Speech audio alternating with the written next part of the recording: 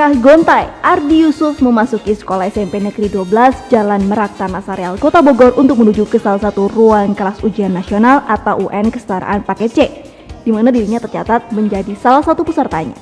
Ayah dari 5 anak dan kakek dari 3 cucu ini terlihat begitu semangat dan antusias dalam mengikuti materi ujian, meski dikelilingi peserta lain yang usianya berada jauh di bawahnya. Walaupun usianya sudah tidak lagi muda, namun Ardi Yusuf cukup serius dan cekatan menjawab lembaran soal yang diberikan pengawas UN.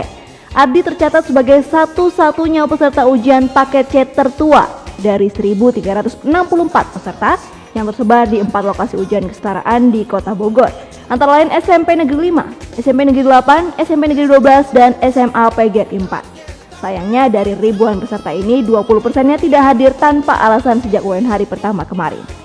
Kan kepada bangsa Indonesia ini, kata lagu Ebit, semangat tidak pernah pudar dalam menempuh hidup ini. Kenapa mesti pudar, kenapa mesti malu?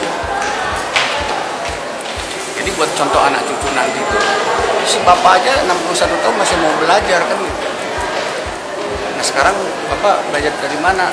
Bapak hobinya ya baca, sebenarnya mukanya bukan baca buku, baca nonton TV. Jumlah peserta keseluruhan yang mengikuti ujian paket C sebanyak 1.364 dan yang tertua itu usia 61 tahun, yang termudanya 16 tahun 5 bulan.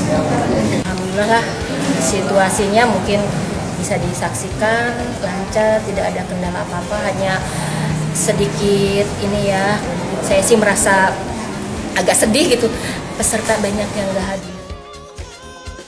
Ardi tidak lanjut sekolah sejak lulus SMP 47 tahun silam, tepatnya pada tahun 1969, lantaran himpitan ekonomi keluarga kala itu. Namun semangat belajarnya tidak pernah putus, bahkan di sela waktu aktivitasnya menafkahi keluarga, Ardi rajin membaca buku-buku pelajaran milik anaknya, hingga akhirnya berkesempatan untuk turut ujian kesetaraan paket C tahun ini. Dari Kota Bogor, Herman Bons melaporkan untuk Demika.